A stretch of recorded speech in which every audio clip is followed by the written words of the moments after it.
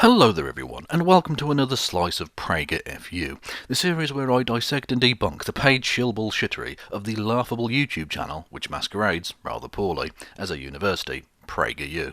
And after I'm done with them, I scrape them off the sole of my shoe like the proverbial dog shit that they are by saying, "Hey Prager, FU!" I am just too clever. I really am. And today we will be hearing from Johnny Moore, who apparently is the president of the Congress of Christian Leaders, whatever the hell that is. And more importantly, Johnny is the most incessantly smiley person ever, and that totally doesn't come across as insincere and creepy as fuck at all. Anyways, Johnny's going to tell us all about supposedly the best book to read to your kids. And as this is a PragerU video, you can guarantee that it'll actually be the worst possible book to read to your kids, but whatevs, let's take a look. There's a book you can read to your children that will make your job as a parent a lot easier. This book will teach them lessons in character, how to distinguish right from wrong, about gratitude, respect, and perseverance. It's gotta be Harry Potter, definitely. And that's in the opening chapters. Parents have been reading this book to their children for a very long time. It's one reason it's a perpetual bestseller. Okay, brah, dial it the fuck back, okay? There's no need for your face to be that upbeat and animated. This isn't kids' TV, for fuck's sake. This book, of course, is the Bible. Oh, for fuck's sake, here we go. You're going to make me look up a shit ton of Bible verses for this one, aren't you? You smiling little prick. Your happiness just got way more irritating. Okay, so there are going to be a whole buttload of Bible verses and stuff upcoming. The exact wording will be coming from the New International Version of the Bible. And by the way, Christians, nothing says that this is the divinely inspired word of the one true God, like having a million different versions of it, but whatevs. The readings of said verses was kindly performed by the Serfs, whose channel is awesome and linked below. Go and check them out, their stuff is way better than the shite I put out. And just lastly, I wanted to say that in mocking Johnny's bullshit cherry picking of the Bible, I am not intending to attack Christians in general. I realise that most Christians aren't extremists and don't take the entire book literally. Moderate Christians, I have no beef with you, okay? So you can stick around and watch me metaphorically slap Johnny and PragerU upside the head with Bible verses, or you can decide that you don't really want any part of that and bail out here. I totally understand either way. This book, of course, is the Bible. And you don't have to be religious to read it, and your children don't have to be religious to enjoy it and get a whole lot out of it. Yeah, that is definitely true, but don't let us pretend for a second, Johnny, that you want people to read the Bible for secular reasons, you disingenuous, smiley arsehole. Decency? Oh, like that time that the Israelites destroyed the town of Jabesh Gilead because the people there believed in a different god? Kill every male and every woman who is not a virgin. They found among the people living in Jabesh Gilead 400 young women who had never slept with a man, and they took them to the camp at Shiloh in Canaan. So mass murder, genocide and sex slavery. So much for decency then.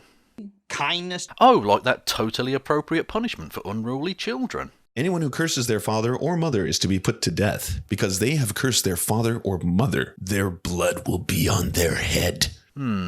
Johnny, I think your definition of kindness is rather different to mine. Kindness, charity? Oh, like the story of the faithful Canaanite woman and her incredibly sick daughter. A Canaanite woman from the vicinity came to him, crying out, "Lord, Son of David, have mercy on me. My daughter is demon-possessed and suffering terribly." Jesus did not answer a word. So his disciples came to him and urged him, "Send her away, for she keeps crying out after us." He answered, "I was sent only to the lost sheep of Israel." The woman came and knelt before him. "Lord, help me," she said. He replied, "It is not right to take the children's bread and toss it to the dogs." So that's Jesus initially refusing to heal a sick child because her mother isn't an Israelite. And of course, in the process, he refers to all non-Israelites as dogs. Because, you know, the Bible is low-key and high-key racist as fuck. Again, Johnny, this does not seem very charitable to me, bruh.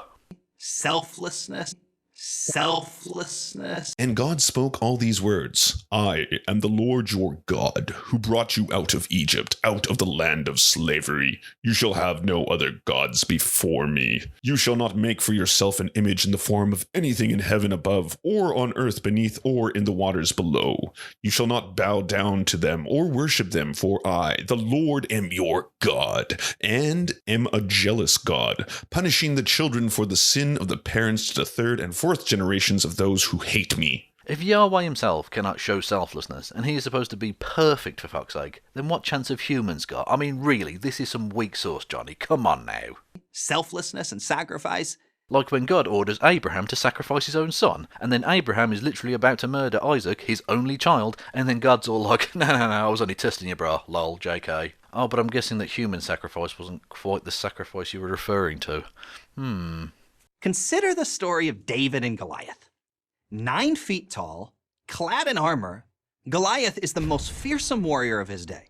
How could he not be? He's 9 feet tall, for goodness sake. So he was 9 foot tall, was he? Now, whilst that is obviously unrealistic, it's probably one of the many embellished elements of the Bible which is actually vaguely possible. I mean, some phenomenally tall people have been documented, but being that tall, Johnny, is basically a disability, okay? Do you know the medical problems that are associated with either hyperplasia of the pituitary gland or as a side effect of Marfan syndrome, both of which are most likely to be the causes of such enormous growth? Because both of those conditions have ridiculously massive impacts on a person's health, including potentially enormous damage to eyesight, the cardiovascular system, the lungs and immune system. And whilst Marfan syndrome can be managed in the modern era with the aid of beta blocker drugs and surgery, this was most assuredly not the case in Iron Age Palestine, you idiot. So in no way could being that tall automatically make you the greatest warrior of the age. In fact, it would almost certainly render the poor individual incapable of any meaningful combat whatsoever. For fuck's sake, Johnny, read a book.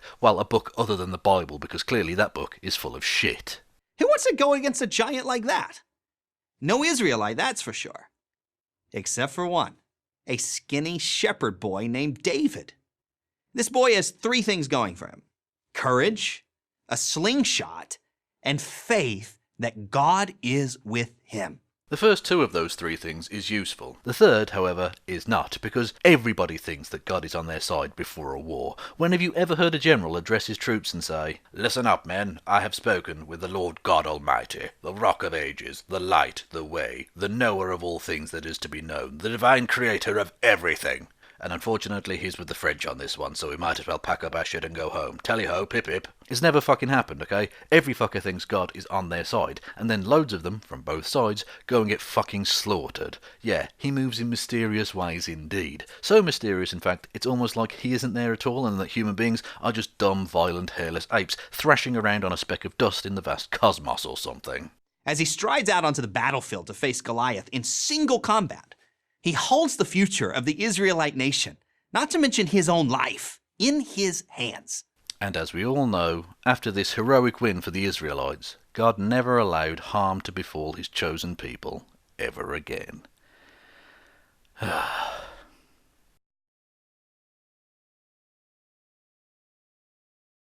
Wrapped up in all of this tension and drama are valuable lessons that any child can profit from.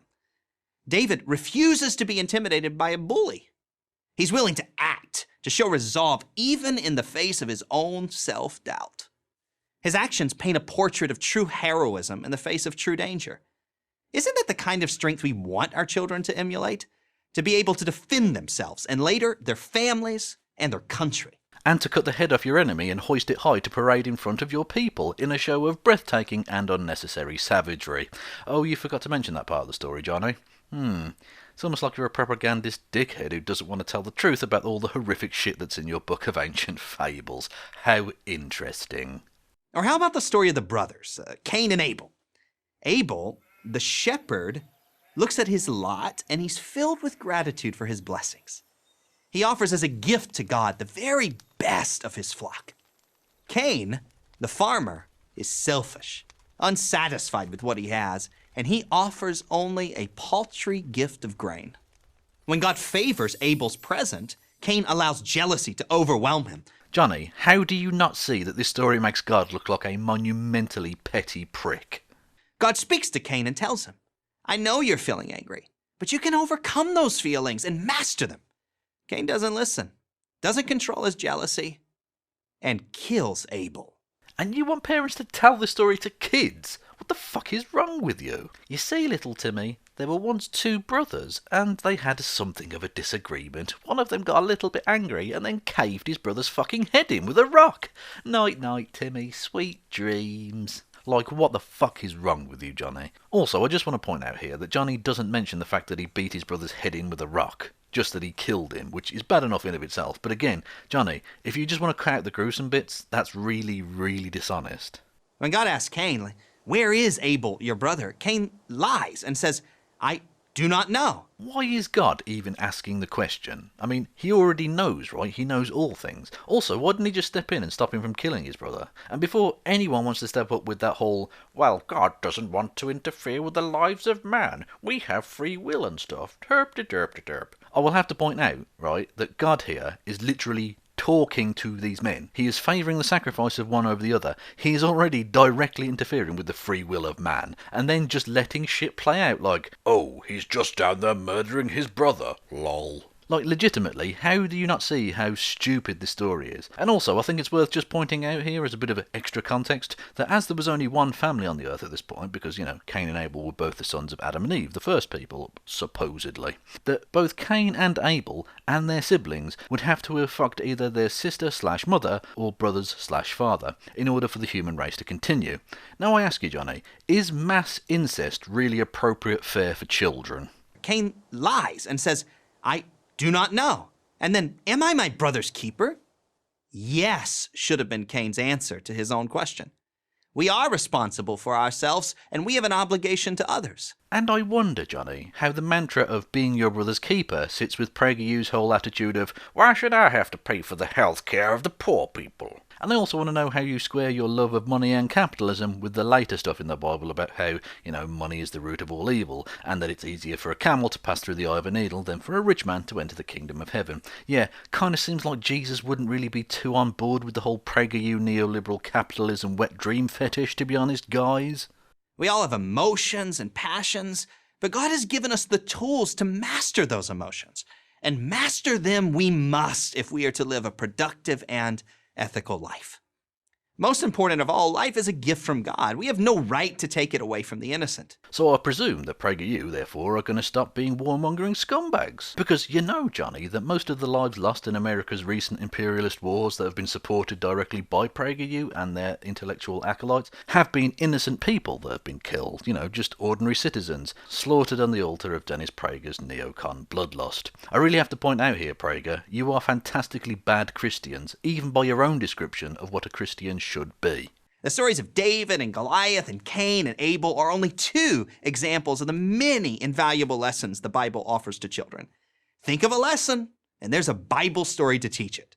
About family dynamics. Like that time when Lot, the supposedly one good man in the town of Sodom, offers up his two virginal daughters to be raped by a baying mob, only for the two of them to later intoxicate and rape their father so that they could have incestuous rape babies by him. Yeah, that's some really interesting family values to teach to children there, Johnny. Family dynamics, friendship. Do not be yoked together with unbelievers. For what do righteousness and wickedness have in common? Or what fellowship can light have with darkness? Yeah, so don't be friends with anyone who isn't also a Christian, which is fucking terrible advice for anyone, especially impressionable children, about friendship. Family dynamics, friendship, forgiveness. Does this sound like forgiveness to you, Johnny? I will wipe from the face of the earth the human race I have created, and with them the animals, the birds, and the creatures that move along the ground, for I regret that I have made them. Well, that certainly shouldn't sound like forgiveness, and that's Yahweh talking there, supposedly. That's the Christian God describing the coming Noachian flood, where he wiped out all of the people of Earth except 8 of them, because apparently everyone was evil, including the newborn babies, somehow. The biblical God, Johnny, is not forgiving. He is a genocidal maniac who I am very glad doesn't actually fucking exist.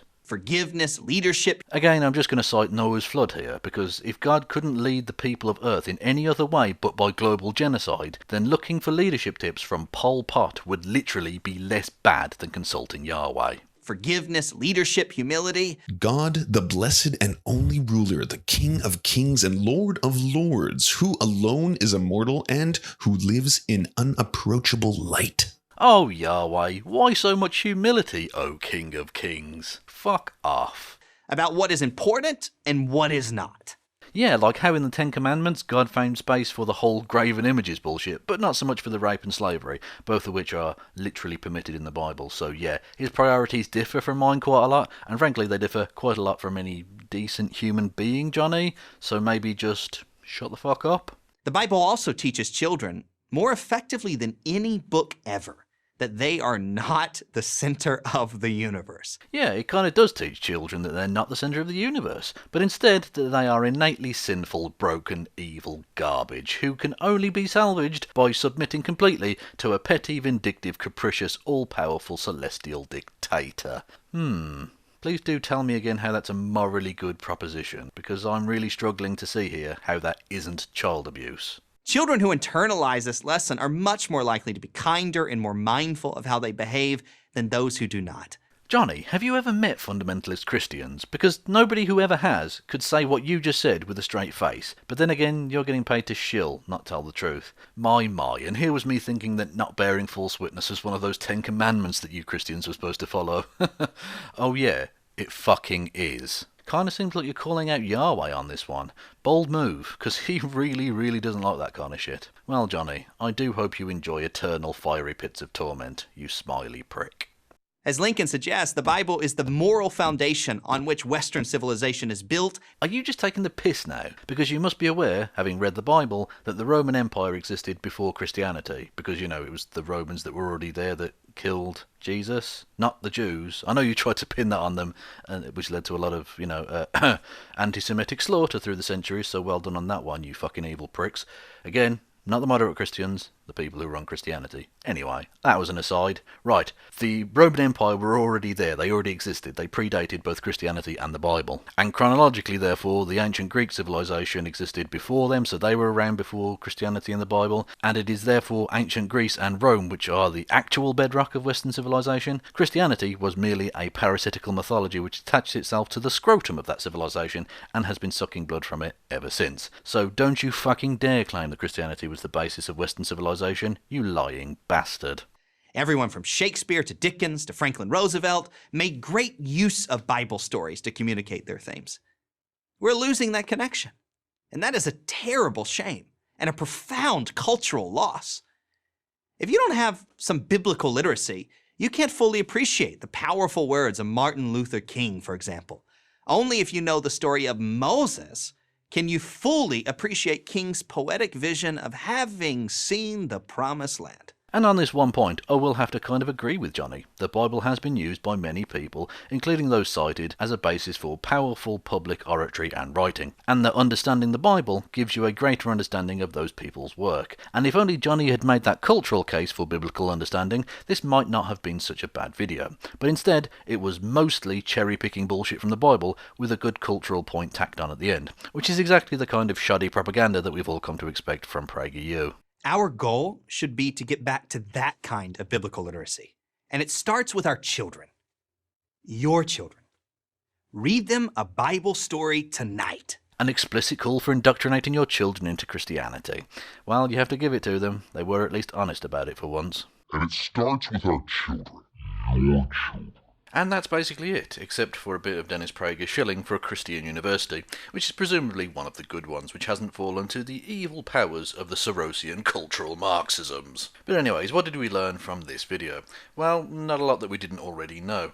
PragerU are lying shitbags who will lie about fucking everything, including their god, in order to hoard power and wealth in this mortal realm. Remember the camel and the eye of the needle, motherfuckers. Now I realise that I only highlighted some of the bad bits from the Bible, but that was merely to counter PragerU's dishonest, rose-tinted version of the biblical canon. And also, I'm not even trying to tell people not to read the Bible, although I really don't think it's appropriate fare for children, but whatevs. I'm not trying to tell you not to read the Bible at all. The reason I'm an atheist is because I actually took the time to read the damn thing, and also it's perfectly fine to read it from like a cultural point of view, or as a really influential historical book and all the rest of it. That's absolutely fine. But that's really not what PragerU are saying here. They're trying to get you to indoctrinate your kids into their religious cult. And for that, they can go fuck themselves. Anyways, for being propagandist dicks of the highest order. Hey Prager! F you! Oh, so clever! And to sum things up, we're going to hear from the Serfs again, because at the end of the audio recording that they sent me for the Bible verses that you heard earlier, completely unsolicited to me, they added this extra bit of commentary, which rather sums up my attitude towards the Christian God as well. I think my summary would be, from having read these now, is that God is a bit of a cunt.